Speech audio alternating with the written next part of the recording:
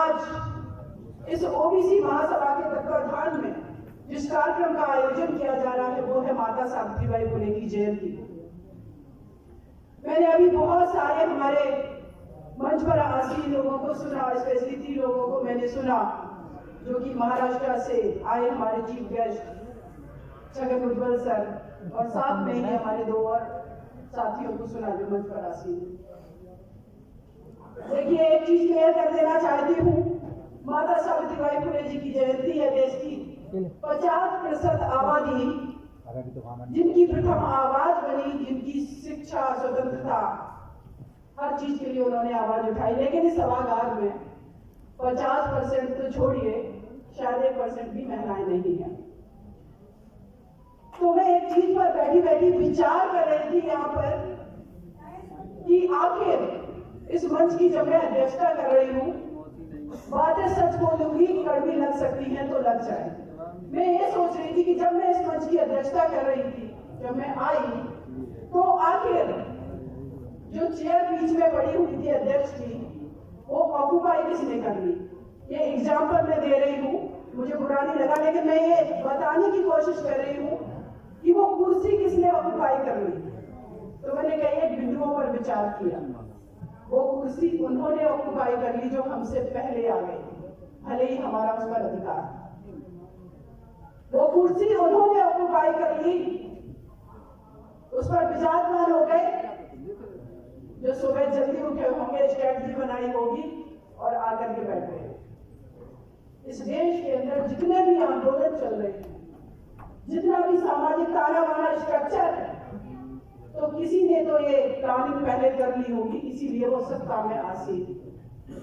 आबादी हम लोगों की ज्यादा है इस देश के अंदर, करीब 90% आबादी है ओबीसी, एससी, एसटी, माइनॉरिटी की।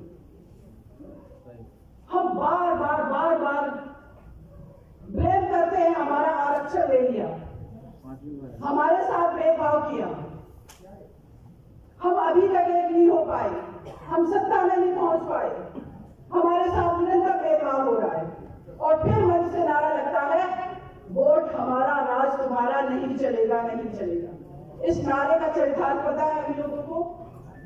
इस नारे का चरितार्थ है कि इस देश की जो बहुसंख्यक आबादी है, जो बहुजन आबादी है, उसके पास वोट का अधिकार है और इस वोट के अधिकार से राज उसका चल रहा है और हम अपने वोट का यूज भी नहीं अपने हित के लिए नहीं कर पाते। क्यों? इसके पीछे कारण क्या है?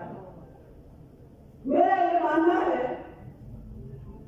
कि वाकई में कोई भी समाज, कोई भी देश, कोई भी परिवार, कोई भी संस्था 2-3 चीजें अगर उसके अंदर है, नंबर 1 ईमानदारी, नंबर 2 एकजुटता, यूनिटी, नंबर 3 ऑर्गेनाइजेशन आपका, और नंबर 4 है प्लानिंग, उसके बाद उसका इम्प्लीमेंटेशन।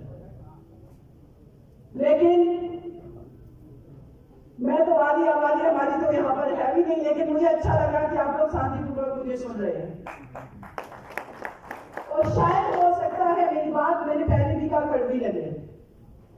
मेरे भाइयों, इस देश का नेतृत्व जो लोग कर रहे हैं आज, और देश आजाद होने के बाद करते आए हैं, आखिर कुछ तो उसको मैं तो स्ट्रेटजी कहती हूँ, क्योंकि अगर वो षड्यंत्र कर रहे हैं तो हमने उनके षड्यंत्र को अभी तक तोड़ क्यों नहीं पाया? जब हमारे पास वोट भी है, हमारे पास हमारी आइडियोलॉजी भी है, और हमारे पास हमारे देश के अंदर ऐसे महापुरुषों की आइडियोलॉजी है जिसको हम भारत ही नहीं वैश्विक पटल पर दावे के साथ कह सकते हैं कि हम उस देश की आबादी को रिप्रेजेंट कर रहे हैं जो मानवता की बात करते हैं।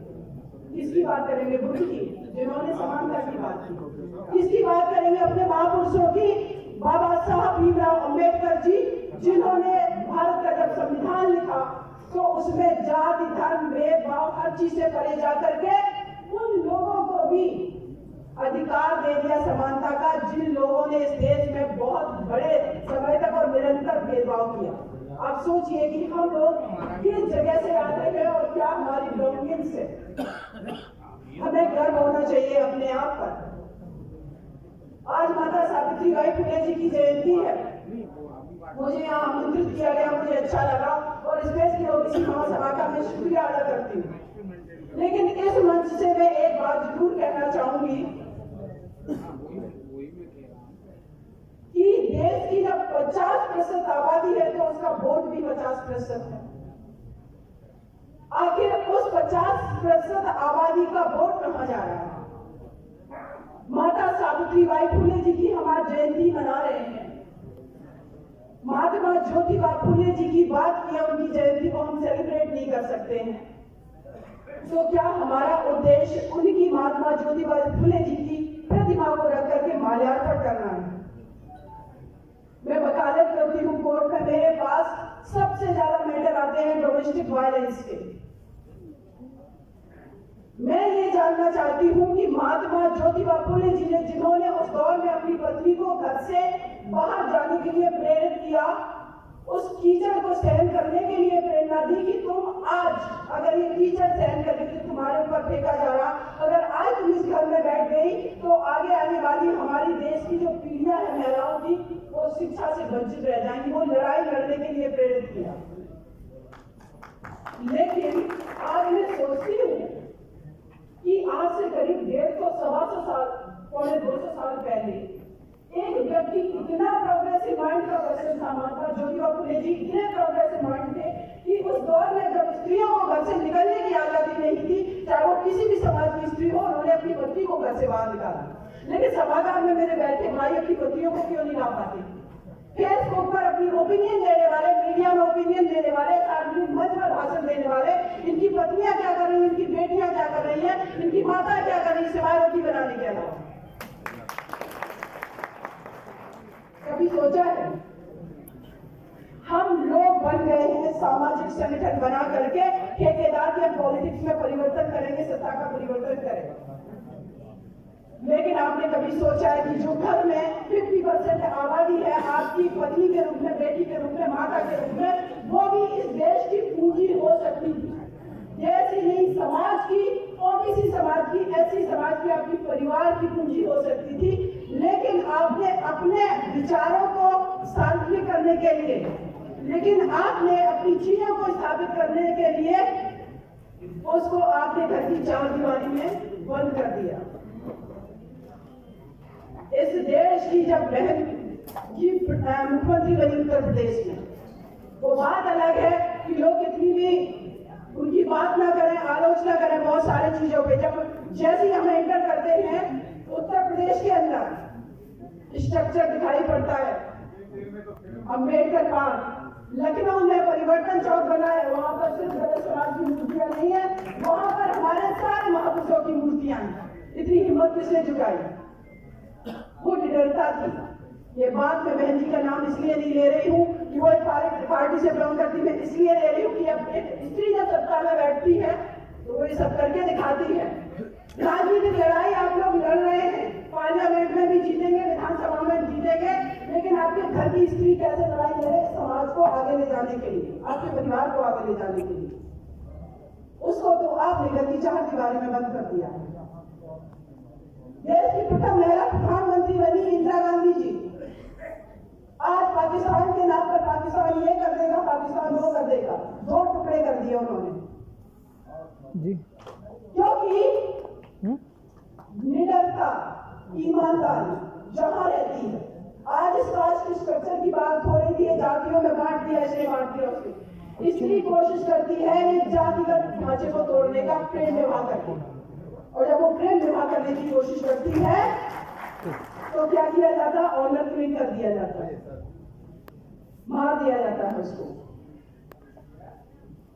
मैं कहती हूं कि इस भारत की नहीं, पूरे विश्व का स्ट्रक्चर अगर एक स्त्री के विचार से मॉडिफाइड कर दिया गया था तो शायद ना तो कोई किसी पर परमाणु बम गिराने की सोचेगा, जितना ये बॉर्डर पे हमारे आर्मी के भाई मारे जाते हैं, चाहे वो भारत के हो, चाहे पाकिस्तान, चाहे चाइना के, किसी भी कंट्री के, ये सब बंद हो जाएगा। कंपैशन है, उसके अंदर करुणा है। वही तो बुद्ध कहते हैं कि कंपैशन लाइए, युद्ध से कुछ नहीं होगा। तो ये चीजें सत्ता में भी इम्प्लीमेंट होंगी, और ये सत्ता में इम्प्लीमेंट होंगी तो आपके घरों में भी इम्प्लीमेंट होगी। इसलिए अपने घर की स्त्री को भी निकालिए, उसको देश की पूंजी समझिए, उसको सिर्फ ऑब्जेक्ट नहीं समझिए। एक किसी के घर की स्त्री, जब मैंने निर्भया केस फाइट किया, बहुत लोग तो कहते हैं प्रोसिक्यूशन SC ST और महिलाओं के खिलाफ मुकदमे में कंप्लेनेंट को सुना जाना जरूरी है। अगर उसको नहीं उसके एडवोकेट के माध्यम से सुना जाएगा वो केस आगे नहीं बढ़ पाएगा। ये क्लियर करना बहुत जरूरी था। 4 लोगों को फांसी की सजा कराई मैंने। मैं आप लोगों को बताना चाहती हूँ, सुरेंद्र को भी निठारी कांड हुआ था, आप लोग जान रहे होंगे, नोएडा में। वो व्यक्ति खून पी जाता था छोटे छोटे बच्चों का। कहाँ है सरकारें? सोई हुई है। करा पाए फांसी की सजा? एक मैटर है सबनम बनाम यूनियन ऑफ इंडिया का। एक स्त्री ने अपने परिवार के 7 सदस्यों को मार दिया, एक छोटे बच्चे को भी मार दिया। मैं आज इस मंच से कह रही कोई फांसी नहीं करा सकता। सुरेंद्र टोली को भी फांसी नहीं होगी। वो लिटिगेशन का पार्ट है, उस पर हम कभी बात करेंगे। क्योंकि जिले के ग्राउंड पर अगर आपने किसी भी प्रिजनर को बहुत दिनों तक जेल में रखा, 12-13 साल तक, वो डिले का ग्राउंड बन जाता, आजीवन कारावास में परिवर्तित हो जाता, आप फांसी नहीं दिला सकते। ऐसे 17 case supreme court of India ने कभी कर दिए आजीवन कारावास में। आपकी ये बहन सिस्टम से लड़ती रही, जुडिशरी से मैंने लड़ाई की। सार्वजनिक मंच में मैंने बोला सुप्रीम कोर्ट ऑफ इंडिया ने 18 महीने निर्भया केस पेंडिंग रखा। मैं इनिशिएटिव लेती रही कि आप क्यों नहीं करेंगे। देश के राष्ट्रपति को मैंने बोला कि आप कहते हैं कि महिलाओं के खिलाफ क्राइम ना हो, तो मैं आपसे कहती हूँ कि आपके पास जो मर्सी पिटीशन पेंडिंग है 12 साल से, उनको आप डिसीजन लीजिए। किसकी बात कर रहे हैं? जो जहां है ईमानदारी से काम कर ले। घर में है तो घर में ईमानदारी से काम कर ले। एक व्यक्ति अगर वो बात कर रहा है सामाजिक न्याय की, अगर वो बात कर रहा है सत्ता के परिवर्तन की, तो पहले आप अपने घर की स्त्री के साथ सामाजिक न्याय और बच्चों के साथ कर लीजिए, फिर जाति के साथ भी कर लीजिए। जितने जाति के संगठन बने, मैं कह रही हूँ अपने जाति के लोग भी ईमानदारी से एक दूसरे का सपोर्ट कर दे, देश अपने आप तरक्की कर जाएगा और आपको लेकिन सच ये है कि हम जाति के अंदर भी अपनी जाति के लोगों को भी सपोर्ट नहीं करते। पता नहीं एक हाइपोथेटिकल लड़ाई चल रही है जो वर्चुअल दुनिया में लड़ाई चल रही है। मैं मानती हूँ उन चीजों को कि बहुत सारी चीजें हुई है, इम्प्लीमेंट हुई है बहुत सारी चीजें उसका, लेकिन जिस तरीके से हमारी संख्या है, जिस तरीके से हमारी फाइट होनी चाहिए निरंतर। सभी लोग कहते हैं कि बार बार बीजेपी आ जा रही है।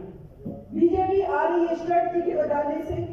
बीजेपी किस वजह से आ रही है? अगर लोग कहते हैं, हम सभी लोग डिस्कशन करते हैं कि ईवीएम जब तक नहीं हटेगी तब तक कोई पार्टी आ नहीं सकती सत्ता में, ना केंद्र में ना स्टेट में। तो भाई इस दिल्ली की धरती पर कभी क्या हम 10 लाख की संख्या में भी, चलो सुप्रीम कोर्ट नहीं सुन रहा है, 10 लाख की संख्या में भी हम कभी यूनाइट होकर के उतरे हैं प्रोटेस्ट करने के लिए? अगर हम डेमोक्रेटिक कंट्री, अगर हमारे भारत का संविधान कहता है we are people of India की बात करता है प्रेमल में, तो मैं कहती हूँ कि हमारी जो प्रेमल है, हमारा जो भारत का संविधान है, उस संविधान में संविधान को लचीला बनाया हुआ है सामने कि अगर समय परिवर्तनशील है, अगर चीजें परिवर्तनशील है, तो देश की जनता के हाथ में वो पावर दिया है कि आप रोड पर करिए, आंदोलन करिए, संविधान में भी परिवर्तन किए जाएंगे। लेकिन हम क्या करवा पाए? इस देश की इतनी बड़ी आबादी होने के बावजूद भी अभी रिसेंटली मैं एक केस को सुन रही है, यहाँ पर Hathras case, Zainab and murder case में फाइट कर रही हूँ, जजमेंट रिसेंटली आने वाला है। आपको बता दी हूँ कि कॉन्स्पिरेसी कैसे हो जाती है कोर्टों के अंदर। एक SC ST एक्ट है, उस एक्ट में ये प्रावधान है कि ये तो प्रिवेंशन की बात कर रहा है कि किसी भी व्यक्ति के खिलाफ अपराध नहीं होगा, उसको सरकार रोकेगी। अगर अपराध हो गया तो इमीडिएटली कंपनसेशन दिया जाएगा FIR होने पर, फिर उसमें चार्जशीट फाइल होने पर, फिर उसमें सजा होने पर। इलाहाबाद हाई कोर्ट ने कुछ समय पहले जजमेंट दिया है कि जब तक SC ST एक्ट का मुकदमा आता है, जब तक उस केस में सजा नहीं हो जाती, कंपनसेशन नहीं दिया जाएगा, आप करोगे क्या करोगे? हाथरस केस में ही जिस परिवार का मुकदमा मैं लड़ रही हूँ, उसी परिवार के एक व्यक्ति का उंगलियां काट दी गई थी। वो मुकदमे में उस परिवार के जो अन्य व्यक्ति थे, तो जो आई विटनेस थे, वो हॉस्टाइल हो गए, कोर्ट में गए, कहते हमने नहीं देखा किसने मारा पीटा। ये होता है लोग गवाही तक देने से डरते हैं, कैसे न्याय करवा लेंगे यार। तभी तो अगली कड़ी में बात आ जाती है कि OBC SC ST जजेस की संख्या बढ़ाई जाए। कॉलेजियम सिस्टम जो है, जब NJEC का आया concept, supreme court of India ने कह दिया कि कार्यपालिका से न्यायपालिका का पृथक्करण है, आप हमारे क्षेत्र में नहीं घुस सकते, कोई कुछ नहीं कर पाया। तो यहाँ पर बैठे मेरे जितने भी भाई हैं, मंचासी हमारे बड़े सभी लोग बुजुर्ग हैं, काफी अनुभवी हैं सब लोग, आप लोगों को ज्यादा बेटर तरीके से पता है कि कॉन्स्पिरेसी कैसे की जाती है। तो फिर उपाय क्या है, क्यों नहीं पहुंच पा रहे, कब तक हम लोग स्पीच देते रहेंगे। उत्तर प्रदेश के अंदर अभी मैं चुनावी कैंपेनिंग में थी, मैंने देखा बीजेपी के लोग कम से कम 500 गाड़ियां पेट्रोल भरवा रहे पेट्रोल पंप पे, और पेट्रोल पंप वाला कुछ भी नहीं कर रहा है, क्योंकि कल ही उसका लाइसेंस जब्त हो जाएगा। ये मिसयूज ऑफ पावर जो है कैसे कर पा रहे हैं, क्योंकि हम उसके साथ नहीं खड़े, हमें लगता है कि तो उसका इश्यू है, हम उसके साथ कैसे खड़े हो। तो मेरा ये मानना है कि हम किसी दुबे तिवारी को, किसी को इंडिविजुअल तरीके से सार्वजनिक मंच से गाली देने से कुछ नहीं निकलने वाला। जितना आप गाली देंगे उतना ही मोरली वो अपने आप को जस्टिफाई करेंगे कि समाज को हमें गाली देता, हमने तो कभी गाली नहीं दी है। और अभी इस मंच से जो बात की गई है एक शब्द की कि वो हटा दिया गया है, उनको लगता है कि जो पॉलिटिकली इन मुद्दों पर ये एग्रेसिव हो रहे हैं, ये एक्टिव हो रहे हैं, तो उस चीज को वो मॉडिफाई कर देते हैं, आपके पास वो मुद्दे भी नहीं छोड़ते। ये स्ट्रेटजी क्या हम अपना पाते हैं? हमें अगर उनको परास्त करना है तो स्ट्रेटजी बना करके अपने वोट के अधिकार का यूज, अपनी यूनिटी, अपनी ऑनेस्टी, अपनी स्ट्रेटजी, और उसके बाद एक कदम आगे आते हैं कि जब हम एग्रेसिव भी हो जाएंगे जब ऐसा कुछ होगा।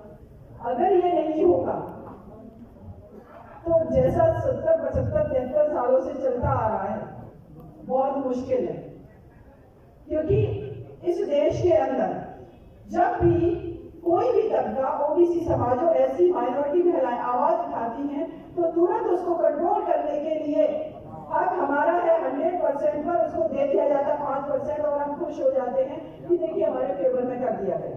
रिजर्वेशन की अगर बात करें, मेरा ये मानना है कि सरकारी नौकरियों में रिजर्वेशन दे दिया गया, उन्होंने उपाय कर लिया कि हर चीज का हम निजीकरण कर देंगे, आप लड़ते रहिए रिजर्वेशन के लिए। जब नौकरियां ही नहीं है तो आप क्या करोगे? अब आप लड़ो निजीकरण के लिए। निजीकरण के लिए वो कहेंगे कि आपके बच्चे कैपेबल नहीं है, आपके बच्चे इंग्लिश नहीं बोल पाते, आपके बच्चे 6 बजाते हैं, 10 आदमी के सामना नहीं कर पाते, तो आप फिर कहोगे कि जो स्कूलिंग व्यवस्था है उसको इक्वल कर दीजिए, कॉन्वेंट स्कूल या तो खत्म कर दीजिए, या सारे सरकारी स्कूल बना दीजिए, या सरकारी स्कूल खत्म करिए, सारे कॉन्वेंट बना दीजिए। फिर आप लड़ाई लड़ेंगे कॉन्वेंट की फी देने के बाद, एक किसान के पास पैसा नहीं है, और जब किसान के पास पैसा नहीं, आपका बच्चा नहीं पढ़ेगा, उस काबिल नहीं बन पाएगा, उसके पास न्यूट्रिशंस नहीं है, आप खिला नहीं सकते उस बच्चे को वो हेल्दी चीजें, आप कैसे उनसे फाइट कर रहे हैं? तब यहाँ पर आ जाती है कि एक दूसरे का हाथ पकड़ करके बढ़िए, चाहे वो ओबीसी समाज में चाहे कुशवाहा हो, साक्य हो, यादव हो, या पाल हो, या जितनी भी जातियां हैं, और ये लड़ाई सबकी इस देश के लिए एकजुट होकर के लड़ने की लड़ाई है, सभी के साथ मिलकर के बढ़ने की लड़ाई है। कोई भी ताकतवर इंसान नहीं इतना हो सकता है कि बहुसंख्यक आबादी पर इतने सालों तक राज कर सके। अगर उनके षड्यंत्र है तो हम अपनी स्ट्रेटजी बना रहे ईमानदारी से। मैं दावे के साथ कहती हूँ, सत्ता का परिवर्तन नहीं, सत्ता में आ करके आप सिस्टम का परिवर्तन कर लेंगे, जो कि संगोष्ठियां बड़ी बड़ी करने की, हमें अपनी पीड़ा व्यक्त करने का फिर टाइम भी नहीं होगा, हमें स्ट्रेटजी बनाने होंगे। हम डिसाइड करेंगे कि हम किसको क्या देंगे, ना कि हम ये आज मंच पर बोले कि हमें क्या छीन लिया गया और हमें क्या चाहिए। हम लोग देते आए हैं इस भारत को। असली यहाँ की आबादी, किसान, आदिवासी, जितना भी यहाँ का मूल निवासी समाज है, वो इस देश का फाउंडर है, उसने बनाया, उसने दिया और आज भी देगा। लेकिन आज हम इस दौर में आ गए हैं कि हमें मांगना पड़ रहा है और हमें कहना पड़ रहा है मेरा छीन लिया गया। तो भाई ये जो मांगना और छीनने के बीच की जो कड़ी है और जो देने वाला है कुछ डिफरेंट है, तो इसको अगर हम लोग मिलकर के स्ट्रेटजी बनाएंगे तो शायद सब कुछ संभव है। जय भीम, जय भारत।